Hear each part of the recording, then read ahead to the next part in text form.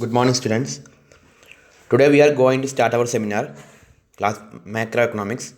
The first topic is classical macroeconomics. Classical macroeconomics. നമ്മൾ ഈ topic degree ക്ലാസ്സുകളിലെല്ലാം പഠിച്ചതാണ്.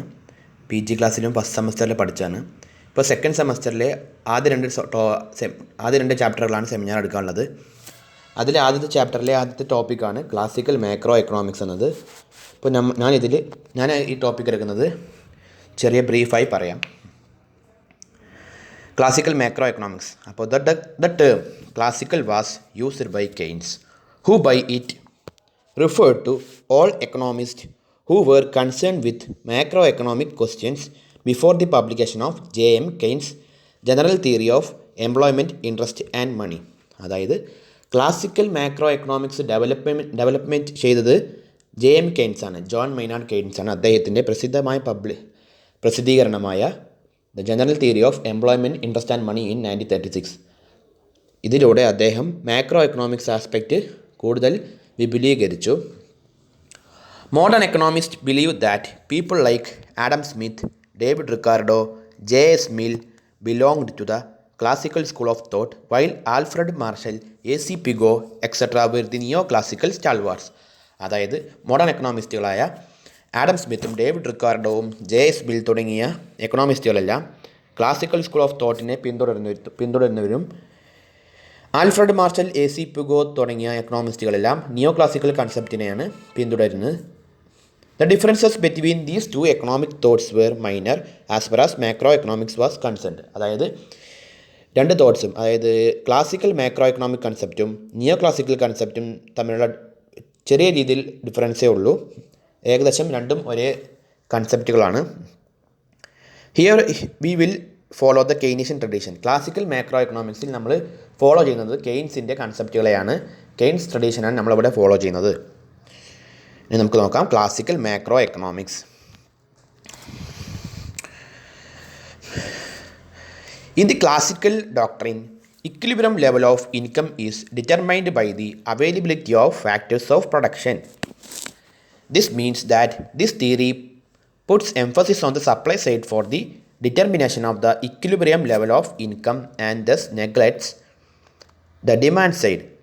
The classical macroeconomics was based on the assumption that the economy remained continuously at full employment and that departures from this were strictly temporarily. അതായത് classical macro എക്കണോമിക്സിൻ്റെ അഭിപ്രായത്തിൽ equilibrium level of income is determined by the availability of factors of production. ഒരു എക്കണോമിയിലെ എത്ര factors of production available ആണ് എന്നത് നിശ്ചയിച്ചുകൊണ്ടാണ് അവിടുത്തെ ഇക്വിലിബ്രിയം ലെവൽ ഓഫ് ഇൻകം കണക്കാക്കുന്നത്. Equilibrium level of income is determined by the availability of factors of production. ഒരു എക്കണോമിയിലെ അവൈലബിലിറ്റി ഓഫ് ഫാക്ടേഴ്സ് ഓഫ് പ്രൊഡക്ഷൻ്റെ അടിസ്ഥാനത്തിലാണ് അവിടെ ഇക്വിലിബ്രിയം ലെവൽ നിശ്ചയിക്കുന്നത്. This means that this theory puts emphasis on the supply side for the determination of the equilibrium level of income and thus neglects the demand side. അപ്പോൾ factors of പ്രൊഡക്ഷൻ്റെ അവൈലബിലിറ്റിയിലൂടെ അവിടെ equilibrium level നിർണ്ണയിക്കുമ്പോൾ അവിടെ supply സൈഡിനാണ് മുൻതൂക്കം കൊടുക്കുന്നത്. And neglects the demand side. Supply side for the determination of the equilibrium level of income. This theory put emphasis on the supply side for the determination of equilibrium level of income and thus neglects the demand side. The classical macroeconomics was based on the assumption that the economy remained continuously at full employment and that departures from this were strictly temporarily. Classical macro എക്കണോമിക്സിൻ്റെ main ലക്ഷ്യം തന്നെ economy full employment ലെവലിലേക്ക് എത്തിക്കുക എന്നതാണ്. അതിനുവേണ്ടി classical macro എക്കണോമിക്സിൽ നിരവധി കൺസെപ്റ്റുകളും നിരവധി തിയറികളും പറയുന്നുണ്ട്. അപ്പോൾ ക്ലാസിക്കൽ മാക്രോ എക്കണോമിക്സിൽ എക്കണോമി എന്നും ഫുൾ എംപ്ലോയ്മെൻറ്റ് ലെവലിലേക്ക് എത്തിക്കാനാണ് നോക്കുന്നത്. It argued that the automatic forces of competitive markets would carry the actual level of output back to the full employment level. It argued that the automatic forces of competitive markets would carry the actual level of output back to full employment level. അതായത് competitive markets അവർക്ക് കിട്ടുന്ന actual level of ഔട്ട്പുട്ടിനെ full employment ലെവലിലേക്ക് എത്തിക്കാൻ വേണ്ടിയുള്ള നിർദ്ദേശങ്ങളെല്ലാം കൊടുക്കും. അവർക്ക് കിട്ടുന്ന automatic force of the competitive market, അതായത് കോമ്പറ്റീറ്റീവ് മാർക്കറ്റിലാവുന്ന ഓട്ടോമാറ്റിക് ഫോഴ്സസിലൂടെ കിട്ടുന്ന actual level of output full employment ലെവലിലേക്ക് എത്തിക്കാൻ അവർ നോക്കും. This supplies-oriented classical approach towards income and employment was based on certain assumptions. അതായത് classical macro economics, supplies oriented classical macro economics of income and employment എന്തിനെ certain അസംഷൻസിനെ base ചെയ്തുകൊണ്ടാണ് നിൽക്കുന്നത്. These are there is always full employment of resources and the economy always remains in the state of equilibrium, thereby ruling out the possibility of existence of general overproduction and general underproduction. അതായത് assumptions എന്നത് full employment എപ്പോഴും there is always full employment of resources and the economy always remains in the state of equilibrium. Economy ഒന്നും ഇക്വിലിബ്രിയത്തിലായിരിക്കും. thereby ruling out the possibility of existence of general overproduction and general underproduction. General over പ്രൊഡക്ഷൻ്റെയും under പ്രൊഡക്ഷൻ്റെയും അടിസ്ഥാനത്തിൽ economy എന്നും equilibrium ലെവലിലേക്കും full employment ലെവലിലേക്കും എത്തിക്കാനാണ് classical macroeconomic concept ശ്രമിക്കുന്നത്. However, the assumption of full employment is based on another fundamental assumption of the classical theory. അതായത് full employment എന്ന ഈ കൺസെപ്റ്റ് വേറൊരു തിയറിയും കൂടി ഡെവലപ്പ് ചെയ്യുന്നു. ആ തിയറിയാണ് ഒരു ക്ലാസിക്കൽ തിയറിയും കൂടി ഡെവലപ്പ് ചെയ്യുന്നു. The assumption of full employment is based on another fundamental assumption of the classical theory. ഈ അസംപ്ഷൻ വേറൊരു അസംപ്ഷനിലേക്ക് എത്തിക്കുന്നു.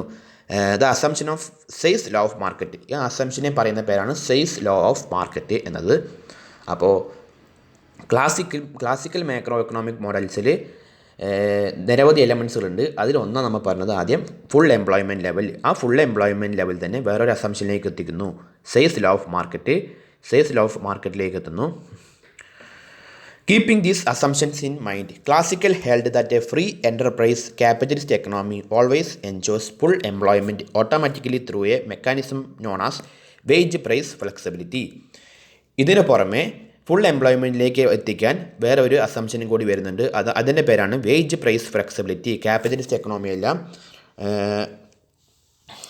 അവരുടെ റിസോഴ്സിനെ ഫുൾ എംപ്ലോയ്മെൻറ്റിലേക്ക് റിസോഴ്സസും അവരുടെ ലേബേഴ്സിനെയും ഫുൾ എംപ്ലോയ്മെൻറ്റ് ലെവലിലേക്ക് എത്തിക്കാൻ ശ്രമിക്കുന്നു.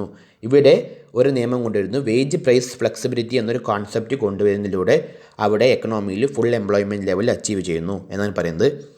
At the ruling wage rate every one is employed. Actual output equals potential output. There is no over production and under production. അതായത് വേജ് പ്രൈസ് ഫ്ലെക്സിബിലിറ്റിയിലൂടെ ഒരു നിശ്ചിത വേജ് നിർണ്ണയിക്കുന്നു. ഇല്ലെങ്കിൽ ഹൈ വേജ് റേറ്റുള്ളതിനെ കുറച്ച് റിഡക്ഷൻ ചെയ്തിട്ട്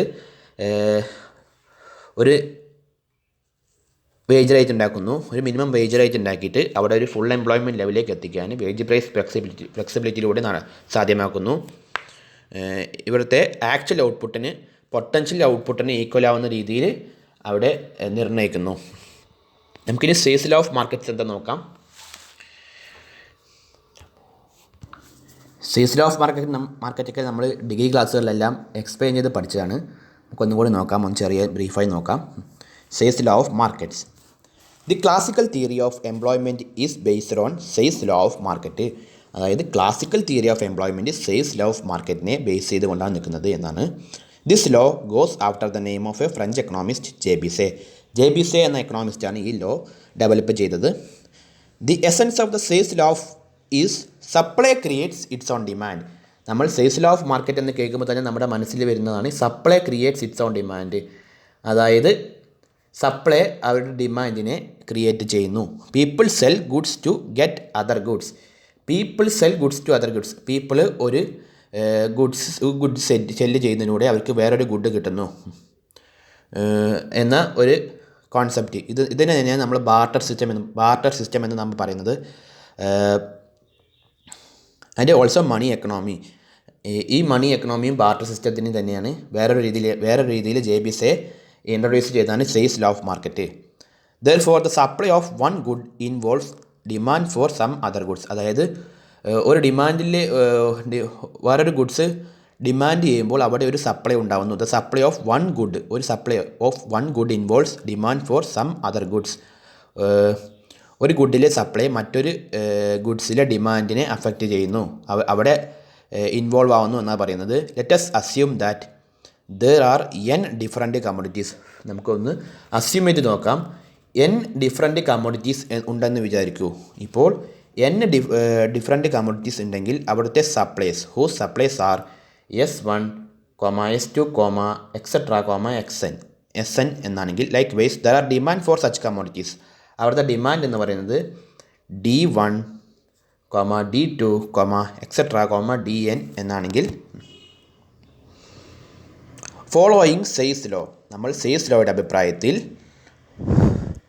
we can say that supply of all goods must equal the demand for all goods.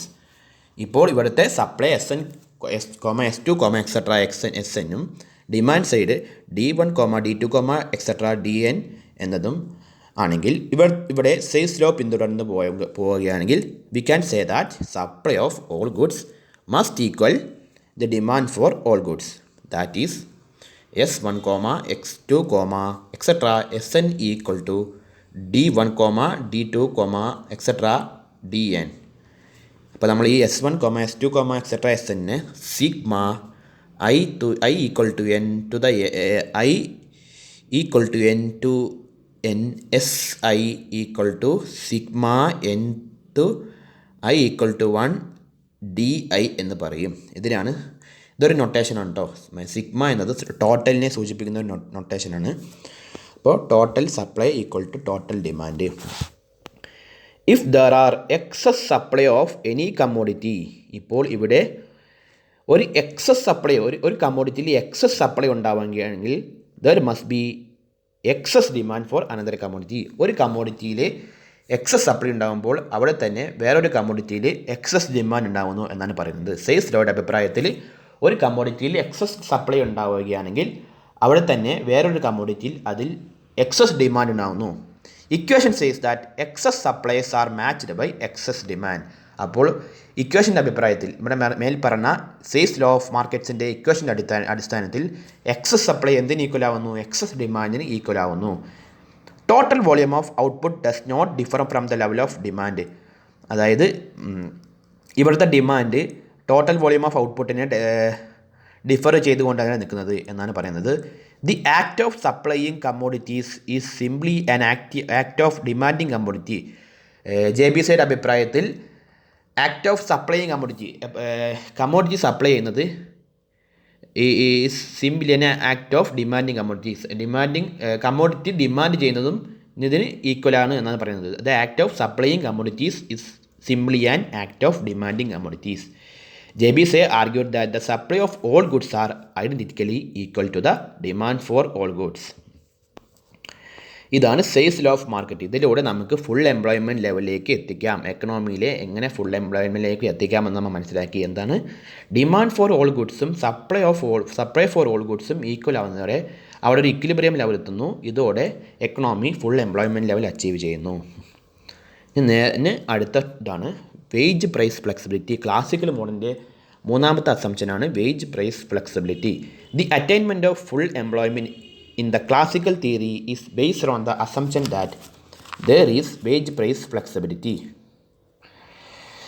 Classical തിയറിയിൽ തന്നെ ഫുൾ എംപ്ലോയ്മെൻറ്റ് ലെവൽ എത്തിക്കാൻ വേറൊരു കൺസെപ്റ്റ് ഉണ്ട്. അതിനെ പറയുന്ന പേരാണ് wage price flexibility. In an economy with no labour unions or other labour market imperfections the money wage rate would be flexible downward. ഇപ്പോൾ ഒരു എക്കണോമിയിൽ ലേബർ യൂണിയനോ ലേബർ മാർക്കറ്റുകളോ ഇല്ലെങ്കിൽ അവിടുത്തെ മണി വേജ് റേറ്റ് ഫ്ലെക്സിബിളായി ഡൗൺവാർഡ് ചെയ്യും. വുഡ് ബി ഫ്ലെക്സിബിൾ ഡൗൺവാർഡ് ആവും. The idea that a general cut in money wages will lead the economy to a state of full employment was suggested by പുഗോ. അപ്പോൾ wage price flexibility എന്നത് develop ചെയ്തത് എക്കണോമിസ്റ്റായ Pigou ആണ്. അദ്ദേഹത്തിൻ്റെ idea പ്രകാരം general cut in money വേജസിൽ ഉണ്ടാകുന്ന ഒരു cut, general cut will lead the economy to a state of full employment എന്ന് പറയുന്നു. അതായത് general cut in money wages എക്കണോമിനെ ഫുൾ എംപ്ലോയ്മെൻറ്റിലേക്ക് എത്തിക്കാൻ ഒരു സാധ്യത കാണുന്നു എന്നാണ് പുഗോ പറയുന്നത്. A flexible money wage rate is one that falls in the face of an excess supply of labour as workers compete for the available jobs.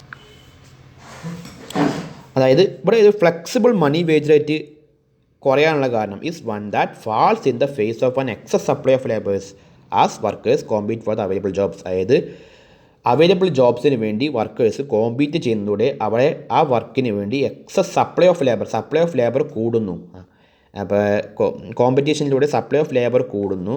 അതിലൂടെ അവിടുത്തെ ഫ്ലെക്സിബിൾ മണി വേജ് റേറ്റ് കുറയാൻ സാധ്യതയുണ്ടാവുന്നു എന്ന് പറയുന്നത്. Flexible money wage rate is one that falls in the face of an excess supply of labours as workers compete for the available jobs. Workers എല്ലാം ഈ available ജോബ്സിന് വേണ്ടി കോമ്പറ്റീഷൻ നടത്തുന്നു എന്നാണ് പറയുന്നത്. The money wage rate falls freely whenever there is unemployment. അപ്പോൾ money wage rate കുറയാനുള്ള കാരണം എന്താണ്? ഫ്രീ ആയി കുറയാനുള്ള കാരണം അവിടെ ഒരു അൺഎംപ്ലോയ്മെൻറ്റ് സിറ്റുവേഷൻ ഉണ്ടായി എന്നാണ് പറയുന്നത്. അൺഎംപ്ലോയ്മെൻറ്റ് ഉണ്ടാകുമ്പോൾ അവിടുത്തെ മണി വേജ് റേറ്റും കുറയുന്നു. Thus a reduction in the money wage rate brings the economy back to full employment. അപ്പോൾ ഈ മണി വേജ് റേറ്റ് കുറയുന്നതിലൂടെ എക്കണോമിയെ ഫുൾ എംപ്ലോയ്മെൻറ്റ് ലെവലിലേക്ക് എത്തിക്കാൻ സാധിക്കുമെന്നാണ് വേജ് പ്രൈസ് ഫ്ലെക്സിബിലിറ്റിയിലൂടെ ക്ലാസിക്കൽ എക്കണോമിസ്റ്റുകൾ പറയുന്നത്. മണി വേജ് റേറ്റ് ഒരു ഫ്ലെക്സിബിൾ ഡൗൺവേർഡ് ആക്കിയിട്ട് അവിടുത്തെ ഒരു മണി വേജ് റേറ്റ് നിശ്ചയിക്കുമ്പോൾ ആ വേജിന് പണിയെടുക്കാൻ ജോലി ചെയ്യാൻ ലേബറിന് ജോലി ചെയ്യാൻ വേണ്ടി ആൾക്കാർ തയ്യാറാവുന്നു എന്നാണ് വേജ് പ്രൈസ് ഫ്ലെക്സിബിലിറ്റിയിലൂടെ പറയുന്നത്.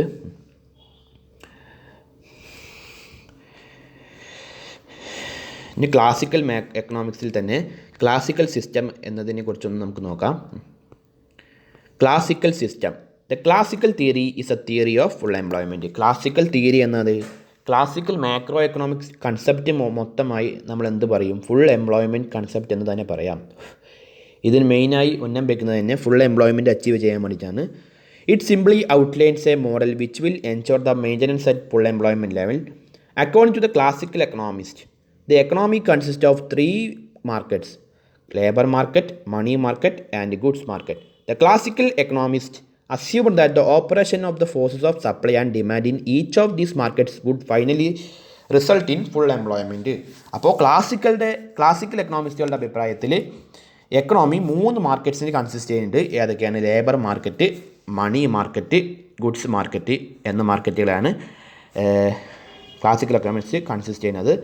The classical economists assumed that the operation of the forces of supply and demand in each of these markets would finally result in full employment. അപ്പോൾ ഡിമാൻഡിലെയും സപ്ലൈ സൈഡിലെയും വരുന്ന ഓരോ മാറ്റങ്ങളും അവിടെ ഉണ്ടാകുന്ന ഇക്വിലിബ്രിയം ലെവലും അവിടെ എക്കണോമിയിൽ ഫുൾ എംപ്ലോയ്മെൻറ്റ് ലെവൽ അച്ചീവ് ചെയ്യാൻ കാരണമാവുന്നു. ഡിമാൻഡ് സൈഡിലെയും സപ്ലൈ സൈഡിലെയും ഓരോ മാറ്റങ്ങൾ, operations of the forces of supply and demand, മറ്റേ ഫോഴ്സ് ഓഫ് സപ്ലൈയും ഫോഴ്സ് ഓഫ് ഡിമാൻഡും ഉണ്ടാകുന്ന ഓരോ ഓപ്പറേഷൻസിലൂടെ economy full employment level achieve ചെയ്യാൻ സാധിക്കുന്നു.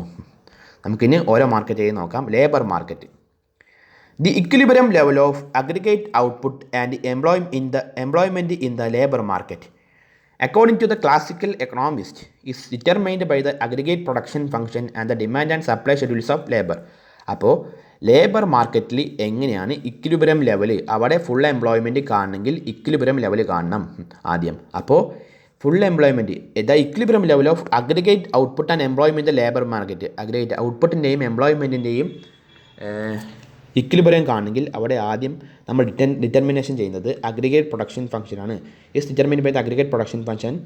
അതായത് ക്ലാസിക്കൽ അഭിപ്രായത്തിൽ അഗ്രിഗേറ്റ് പ്രൊഡക്ഷൻ ഫംഗ്ഷനും അവിടുത്തെ supply and demand schedules of ലേബറും അതിൻ്റെ അടിസ്ഥാനത്തിലാണ് അവിടെ equilibrium level of income and employment കണക്കാക്കപ്പെടുന്നത്, ഔട്ട്പുട്ട് ആൻഡ് എംപ്ലോയ്മെൻറ്റ് കണക്കാക്കപ്പെടുന്നത്.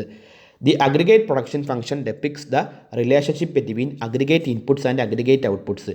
അതായത് അഗ്രിഗേറ്റ് പ്രൊഡക്ഷൻ എന്ന് പറയും ഫംഗ്ഷൻ എന്നത് എന്നാൽ അഗ്രിഗേറ്റ് ഇൻപുട്സിൻ്റെയും അഗ്രിഗേറ്റ് ഔട്ട്പുട്ട്സിൻ്റെയും ഡിഫറൻസിനെയാണ് അഗ്രിഗേറ്റ് പ്രൊഡക്ഷൻ, അതായത് അവരുടെ relationship between aggregate inputs and aggregate ഔട്ട്പുട്ട്സിനെയാണ് അഗ്രിഗേറ്റ് പ്രൊഡക്ഷൻ ഫംഗ്ഷൻ എന്ന് പറയുന്നത്. The aggregate output is a function of the economy's capital stock, technology and the amount of labour employed. അതായത് aggregate output എന്നത് എന്താണ്? Q. Aggregate ഔട്ട്പുട്ടിനെയാണ് Q എന്നതുകൊണ്ട് നിർദ്ദേശിക്കുന്നത്. Q equal to aggregate output എന്നത് എന്തിന് ഈക്വലാണ്? Economy's capital stock, technology and the amount of labour employed. അപ്പോൾ Q equal to function of N K T. ഇതിലെ എൻ എന്ന് പറയുന്നത് Q എന്നത് പറയുന്നത് ലെവൽ ഓഫ് ഔട്ട്പുട്ട്, എൻ എന്നത് level of employment, K equal to capital stock, T equal to technology level. അപ്പോൾ ഈ മൂന്നിൻ്റെയും കൂടി ഔട്ട്പുട്ട് ഫംഗ്ഷൻ, ഈ മൂന്നിൻ്റെയും കൂടി ഫംഗ്ഷൻ ചേർന്നതാണ് അവിടുത്തെ aggregate output. Output is assumed to be positively related to the capital stock, technology and the amount of labour employed. അപ്പോൾ ഇവിടുത്തെ aggregate output ഈ മൂന്ന് ഫംഗ്ഷനെയും, അതായത് എക്കണോമിക്സിൻ്റെ ക്യാപിറ്റൽ സ്റ്റോക്കിനെയും ടെക്നോളജിനെയും എമൗണ്ട് ഓഫ് ലേബറിനെയും പോസിറ്റീവായിട്ട് റിലേറ്റ് ചെയ്യുന്നതാണ് ഇവിടുത്തെ അഗ്രിഗേറ്റ് ഔട്ട്പുട്ട് എന്ന് പറയുന്നത്. എക്കണോമിയിലെ അഗ്രിഗേറ്റ് ഔട്ട്പുട്ട് ഈ മൂന്ന് ഫംഗ്ഷനെയും പോസിറ്റീവ്ലി റിലേറ്റഡ് ആണ്. If the capital stock and technology, അപ്പോൾ ഓരോന്നും കൂടുമ്പോഴും അതിനനുസരിച്ച് ഓരോന്നിലും വ്യത്യാസം വരുന്നു. ഓരോ ക്യാപിറ്റൽ സ്റ്റോക്ക് കൂടുമ്പോൾ ടെക്നോളജി വ്യത്യാസം വരുന്നു, എമൗണ്ട് ഓഫ് ലേബർ വ്യത്യാസപ്പെടുന്നു, ഇതൊക്കെയാണ്. അപ്പോൾ അവിടെ ഒരു പോസിറ്റീവ് റിലേഷൻഷിപ്പാണ് അവിടെ ഉണ്ടാവുന്നത്. ഇപ്പോൾ ഈ ഫംഗ്ഷനിൽ തന്നെ, ഈ എക്കണോമിയിൽ തന്നെ, if the capital stock and technology are assumed to be constant, then the relationship should be written as Q equal to F of N. ഇപ്പോൾ അവിടുത്തെ ക്യാപിറ്റൽ സ്റ്റോക്കും ടെക്നോളജിയും കോൺസ്റ്റൻ്റ് ആയി തന്നെ നിൽക്കുക, അവിടെ ചേഞ്ച് ആവുന്നില്ല. അപ്പോൾ അവിടെ അവർ ക്യാപിറ്റൽ സ്റ്റോക്കിനെയും ടെക്നോളജിയെയും കോൺസ്റ്റൻ്റ് ആക്കി നിർത്തിയാൽ അവിടെ എന്താവും, അവിടുത്തെ ഫംഗ്ഷൻ എന്താവും, aggregate output equal to function of N, level of employment. അപ്പോൾ അവിടെ അഗ്രിഗേറ്റ് ഔട്ട്പുട്ട് ലെവൽ ഓഫ് എംപ്ലോയ്മെൻറ്റിനെ ഡിപ്പെൻഡ് ചെയ്ത് നിൽക്കുന്നു എന്നാണ് പറയുന്നത്. അവിടെ ക്യാപിറ്റൽ സ്റ്റോക്കും ടെക്നോളജിയും കോൺസ്റ്റൻ്റ് ആകുമ്പോൾ അഗ്രിഗേറ്റ് ഔട്ട്പുട്ട് ലെവൽ ഓഫ് എംപ്ലോയ്മെൻറ്റിനെ ഡിപ്പെൻഡ് ചെയ്ത് നിൽക്കുന്നു എന്നാണ് പറയുന്നത്. ദ ഡിമാൻഡ് ഫോർ ലേബർ, ഇതിൽ തന്നെ ലേബർ മാർക്കറ്റിൽ തന്നെ ആദ്യത്തെ ടോപ്പിക്കായ ഡിമാൻഡ് ഫോർ ലേബർ നോക്കാം. The demand curve for labour is derived from the production function. It is a slope of the production function because it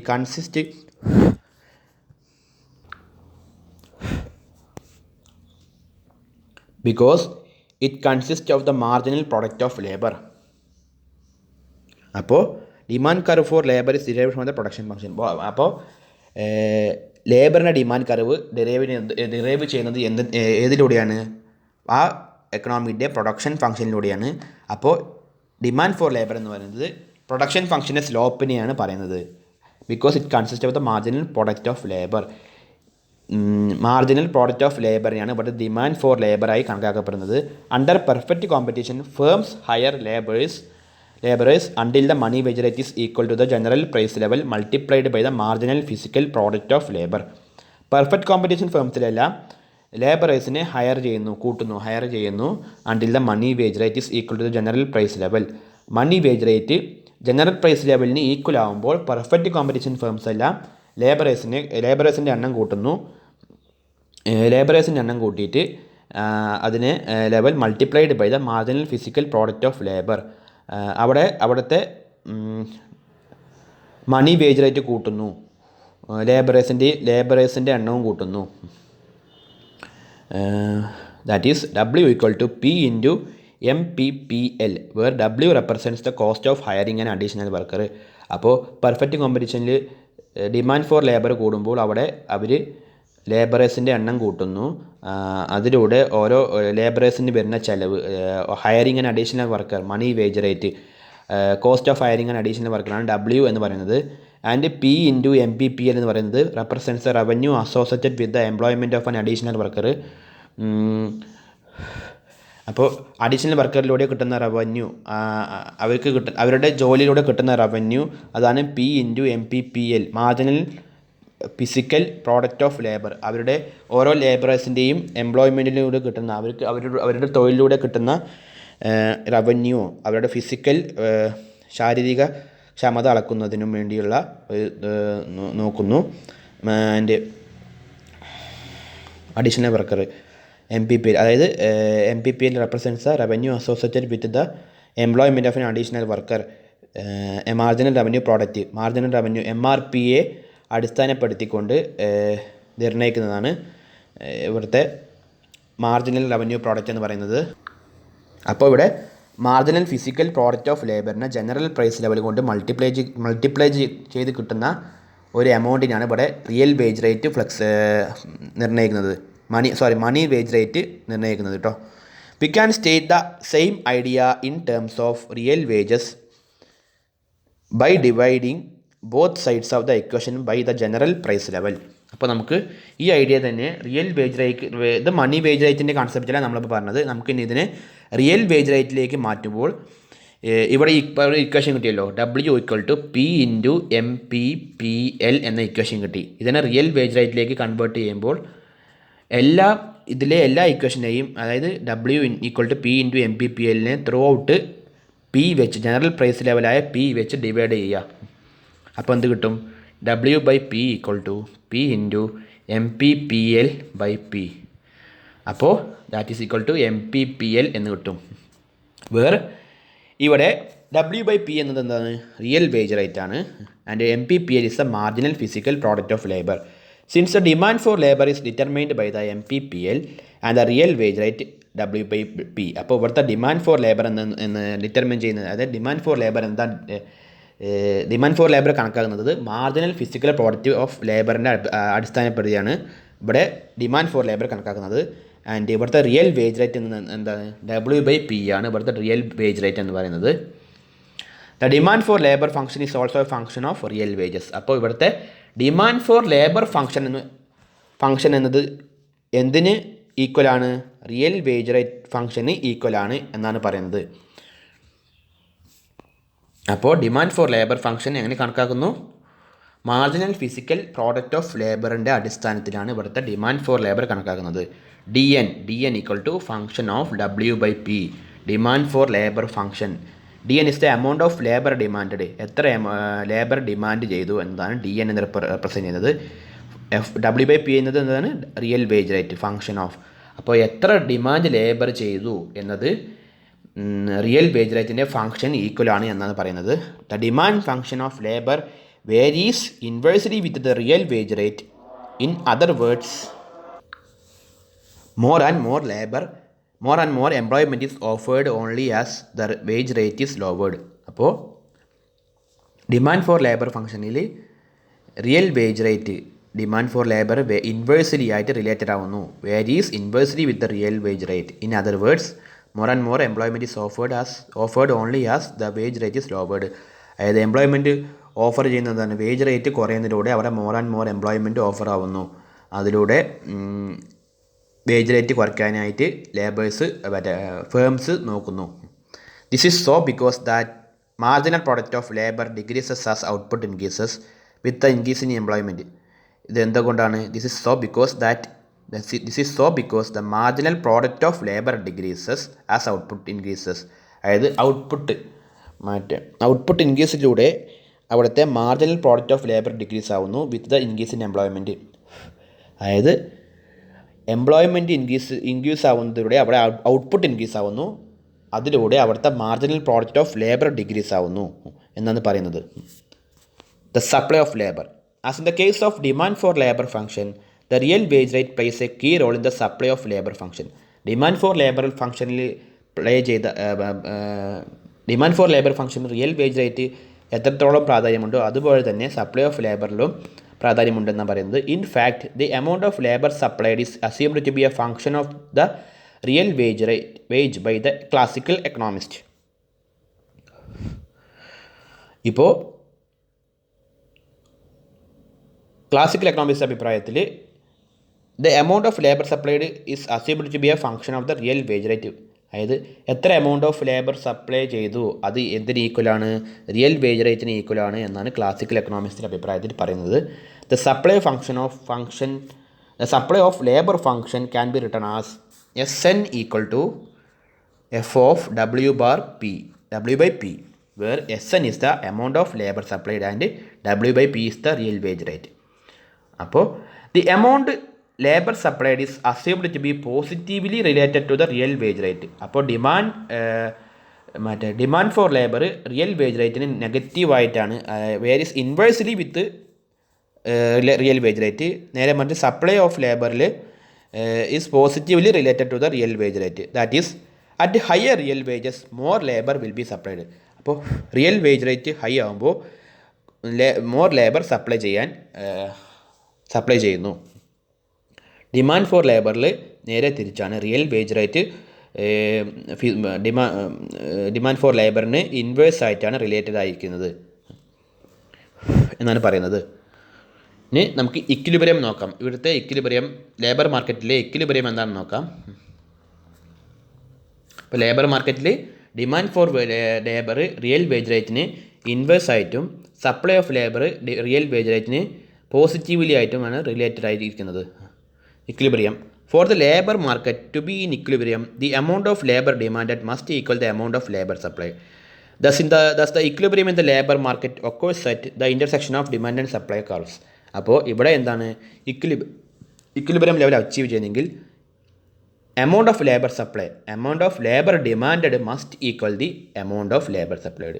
എത്ര എമൗണ്ട് ഡിമാൻഡ് ചെയ്തു, labour എത്ര എമൗണ്ട് ഡിമാൻഡ് ചെയ്തു, എത്ര എമൗണ്ട് സപ്ലൈ ചെയ്തു, ഇത് രണ്ടും equal ആവുന്ന പോയിൻ്റാണ് ഇക്വിലിബ്രിയം പോയിൻ്റ്. ഇല്ലെങ്കിൽ thus in the equilibrium in the labour market occurs at the intersection of demand and supply curve. അതായത് ഡിമാൻഡും സപ്ലൈ കർവും ഈക്വൽ ആവുന്ന പോയിന്റ്, ഇൻ്റർസെക്റ്റ് ചെയ്യുന്ന പോയിൻ്റാണ് അവിടുത്തെ ഇക്വിലിബ്രിയം പോയിന്റ്. അവിടെ ഫുൾ എംപ്ലോയ്മെൻറ്റ് അച്ചീവ് ചെയ്യുന്നു. The equilibrium level of employment represents a state of full employment. അപ്പോൾ ഇവിടെ ഡിമാൻഡ് കർവും സപ്ലൈ കർവും ഇൻ്റർസെക്റ്റ് ചെയ്യുന്ന പോയിന്റ് ഇക്വിലിബ്രിയം ലെവൽ പോയിന്റ് എന്ന് പറഞ്ഞു. ആ പോയിന്റ് തന്നെയാണ് ഫുൾ എംപ്ലോയ്മെൻറ്റ് പോയിന്റ് എന്ന് പറയുന്നത്. At this position all the persons who are willing and able to work at the existing wage rate have been employed. ഈ position ആകുമ്പോൾ, full employment position ആകുമ്പോൾ workers എല്ലാം അവിടുത്തെ നിലവിലുള്ള റിയൽ വേജ് റേറ്റിന് employment ചെയ്യാൻ തയ്യാറാവുന്നു. There may be some voluntary unemployment but there will be no involuntary unemployment at this point. ഈ പോയിന്റിൽ, ഫുൾ എംപ്ലോയ്മെൻറ്റ് പോയിന്റിൽ വളണ്ടറി അൺഎംപ്ലോയ്മെൻറ്റ് സാധ്യത ഉണ്ടാകുന്നു എന്നാണ് പറയുന്നത്. According to classical economist, involuntary unemployment can arise only when real wages are high. Involuntary unemployment ഉണ്ടാകുന്നത് ഒരു കാരണത്താലാണ്. എന്തുകൊണ്ടാണ്? റിയൽ വേജസ് കൂടുമ്പോൾ, real wages are high, real wages കൂടുമ്പോൾ അവിടെ ഒരു ഇൻവളണ്ടറി അൺഎംപ്ലോയ്മെൻറ്റ് ഉണ്ടാകുന്നു എന്നാണ് പറയുന്നത്. അതിലൂടെ ലേബറിന് ഡിമാൻഡ് കുറയും, ലേബേഴ്സിൻ്റെ മണി വേജ് റേറ്റ് കുറയുന്നു. അപ്പോൾ അവിടെ റിയൽ വേജ് റേറ്റ് കൂടുന്നതിലൂടെ ലേബേഴ്സിന് വേജ് കിട്ടാതെ ആവുന്നു. അതുകൊണ്ടാണ് അവിടെ ഒരു ഇൻവളണ്ടറി അൺഎംപ്ലോയ്മെൻറ്റ് ഉണ്ടാവാനുള്ള കാരണം. If there R flexible wages in the market forces allow the wages to fall till all the workers are employed and the economy will have its stable equilibrium at a full employment level. Flexible വേജസിലൂടെ economy full employment ലെവലിൽ achieve ചെയ്യും എന്നാണ് പറയുന്നത്.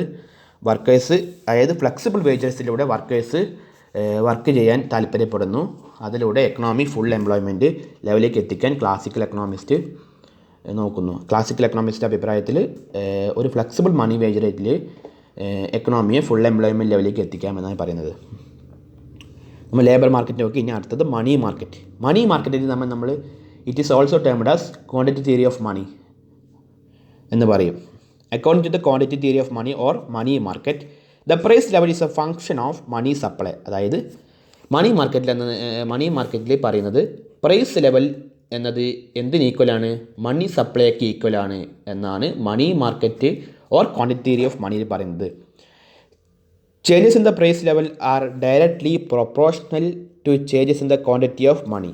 അപ്പോൾ price ലെവലുണ്ടാകുന്ന ഒരു change എന്തിൽ change ഉണ്ടാക്കുന്നു? മണി സപ്ലൈയിലും ചേഞ്ച് ഉണ്ടാക്കുന്നു. പ്രൊപ്പോർഷണൽ ചേഞ്ച് ഉണ്ടാക്കുന്നു. Proportional to changes in the quantity of money.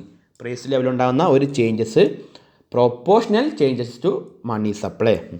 This functional relationship between the price level and the supply of money can be algebraically put as MV equal to PQ. MV equal to PQ എന്നാണ് supply of മണിയെയും demand for മണിയെയും determine ചെയ്യുന്നത്. MV എന്ന് പറയുന്നത് money സപ്ലൈയെയും PQ എന്നത് demand for മണിയെയും സൂചിപ്പിക്കുന്നു. അപ്പോൾ ഇവിടെ ഉണ്ടാകുന്ന ഇത് പോസിറ്റീവ്ലി റിലേറ്റഡ് ആണ് കേട്ടോ. മണി സപ്ലൈയും demand for money positively related ആണ്. ഒരു ചേഞ്ച്, ഇപ്പോൾ ഡിമാൻഡ് ഫോർ മണിയിൽ ഒരു ചേഞ്ച് ഉണ്ടാകുമ്പോൾ proportional change to the money supply. The equality between MV and PQ refers to an equilibrium situation where the demand for money is equal to supply of money. In other words, it implies that the entire amount of money is spent on the purchase of goods and services. നമുക്കിനി അടുത്ത് നോക്കാം goods market. Money മാർക്കറ്റിൽ നമ്മൾ എന്ത് പറഞ്ഞു? Demand for മണിയും supply of മണിയും equal ആവുന്നത്, അതായത് മറ്റേ മണി സപ്ലൈയും ഡിമാൻഡ് ഫോർ മണിയും പോസിറ്റീവ്ലി റിലേറ്റഡ് ആണ്. ഇതിൻ്റെ ഒന്നിൻ്റെ ഫംഗ്ഷനാണ് മറ്റൊന്ന്. അതായത് price level is a function of money supply. Price ലെവലിൻ്റെയും മണി സപ്ലൈയുടെയും ഒരു റിലേഷൻഷിപ്പാണ് നമ്മൾ മണി മാർക്കറ്റിൽ പറഞ്ഞത്. ഇനി ഗുഡ്സ് മാർക്കറ്റിൽ നോക്കാം. Goods market, the goods market is in a state of equilibrium when saving and investment are equal or the aggregate demand for goods just equals the aggregate supply. അപ്പോൾ നമ്മൾ മണി മാർക്കറ്റിൽ എന്ത് പറഞ്ഞു, പ്രൈസ് ലെവൽ മണി സപ്ലൈക്ക് equal ആവുന്ന point ഒരു change ഉണ്ടാകുമ്പോൾ വേറൊന്നിൽ അതേ രീതിയിൽ പ്രൊപ്പോർഷണൽ ചേഞ്ച് ഉണ്ടാകുന്നു. നേരെ മറിച്ച് ഗുഡ്സ് മാർക്കറ്റിലാകുമ്പോൾ ഇവിടെ വരുന്നത് സേവിങ്ങിലും ഇൻവെസ്റ്റ്മെൻറ്റിലും ഉണ്ടാകുന്ന ചേഞ്ചസിനാണ് ഇവിടെ സൂചിപ്പിക്കുന്നത്. അതായത് goods market is in a state of equilibrium when saving and investment are or the aggregate demand for goods just equals the aggregate supply. ഒന്നില്ലെങ്കിൽ സേവിങ്ങിലെയും ഇൻവെസ്റ്റ്മെൻറ്റിലെയും ഉണ്ടാകുന്ന ഇക്വിലിബ്രിയം അറ്റൈൻമെൻറ്റ് ചെയ്യുന്ന പോയിൻറ്റോ ഇല്ലെങ്കിൽ അഗ്രിഗേറ്റ് ഡിമാൻഡ് ഫോർ ഗുഡ്സും അഗ്രിഗേറ്റ് സപ്ലൈയും ഈക്വൽ ആവുന്ന പോയിൻറ്റോ അവിടെ ഒരു ഇക്വിലിബ്രിയം ഉണ്ടാകുന്നു. അപ്പോൾ അവിടെ ഗുഡ്സ് മാർക്കറ്റിലെ ഫുൾ എംപ്ലോയ്മെൻറ്റ് ലെവൽ അച്ചീവ് ചെയ്യാൻ കാരണമാകുന്നു. If the amount of saving exceeds investment or the aggregate supply is greater than aggregate demand, the level of income in the community will have a tendency to decline. അപ്പോൾ ഇപ്പോൾ ഒരു നോക്കുകയാണെങ്കിൽ if the amount of saving exceeds investment, ഇപ്പോൾ amount of saving ഇൻവെസ്റ്റ്മെൻറ്റിന് exceed ആയാൽ exceeds investment or the aggregate supply is greater than aggregate demand, aggregate supply aggregate ഡിമാൻഡിനേക്കാൾ കൂടിയാൽ അവിടുത്തെ economy, level of income in the economy the community will have a tendency to decline. അതായത് level of ഇൻകമിന് ഒരു tendency ഉണ്ടാകുന്നു, decline ചെയ്യാനുള്ള tendency ഉണ്ടാകുന്നു എന്നാണ് പറയുന്നത്. On the opposite, if the volume of investment exceeds saving, അപ്പോൾ ഇൻവെസ്റ്റ്മെൻറ്റിൻ്റെ വോളിയൂം ഓഫ് ഇൻവെസ്റ്റ്മെൻറ്റ് എക്സീഡ്സ് സേവിങ്സിന് എക്സീഡ് ചെയ്താൽ or the aggregate demand for goods is greater than their aggregate supply, the level of income tends to expand. അപ്പോൾ നേരെ മറിച്ചാണ്. അപ്പോൾ ഫസ്റ്റിൽ എന്ത് പറഞ്ഞു, ലെവൽ ഓഫ് ഇൻകം കുറയും. നേരത്തെ രണ്ടാമത്തേൽ level of income tends to expand, കൂടാനുള്ള സാധ്യതയുണ്ട്. ഇതൊക്കെയാണ് ക്ലാസിക്കൽ മാക്രോ എക്കണോമിക്സിൻ്റെ ചില പൊതുവായ കൺസെപ്റ്റുകൾ. അപ്പോൾ നമ്മൾ ആദ്യം എന്താ പറഞ്ഞത്, ഇതിൻ്റെ ഒരു ചെറിയ ഇൻട്രൊഡക്ഷൻ പറഞ്ഞു. JM കെയ്ൻസ് ആണ് ക്ലാസിക്കൽ മാക്രോ എക്കണോമിക്സിന് ഡെവലപ്പ് ചെയ്തത്. അദ്ദേഹത്തിൻ്റെ the general theory of employment, interest and money in 1936, ഇതിലൂടെയാണ് ക്ലാസിക്കൽ മാക്രോ എക്കണോമിക് കൺസെപ്റ്റുകളെല്ലാം തന്നെ ഉരുത്തിരിഞ്ഞ് വന്നത്. നിരവധി ക്ലാസിക്കൽ എക്കണോമിസ്റ്റുകളുണ്ടായി. ഓരോരുത്തരും ഓരോ രീതിയിൽ ഓരോ തിയറികളും മാക്രോ എക്കണോമിക്സിനെ പ്രൊമോട്ട് ഡെവലപ്മെൻറ്റ് ചെയ്യാനും ഉള്ള ഓരോ തിയറികൾ കൊണ്ടുവന്നു. പിന്നെ ക്ലാസിക്കൽ മാക്രോ എക്കണോമിക്സ് എന്ന് പറഞ്ഞു, അതിൻ്റെ ഫുൾ എംപ്ലോയ്മെൻറ്റ്, അതായത് ക്ലാസിക്കൽ മാക്രോ എക്കണോമിക്സ് എന്നത് എന്താണ്, ക്ലാസിക്കൽ എക്കണോമിക്സ് എന്നത് ഫുൾ എംപ്ലോയ്മെൻറ്റ് ലെവലിന് ഈക്വൽ ആവുന്നതാണ് എന്നാണ് എക്കണോമിസ്റ്റുകൾ പറഞ്ഞത്. അതിലൂടെ നമ്മൾ എങ്ങനെയാണ് ഫുൾ എംപ്ലോയ്മെൻറ്റ് ലെവലിൽ അച്ചീവ് ചെയ്യാൻ സാധിക്കുന്നത് എന്ന് നമ്മൾ ഓരോ എലമെൻറ്റ്സിലൂടെ, സെയിൽസ് ലോ ഓഫ് മാർക്കറ്റിലൂടെ പറഞ്ഞു, വേജ് പ്രൈസ് ഫ്ലെക്സിബിലിറ്റിയിലൂടെ പറഞ്ഞു.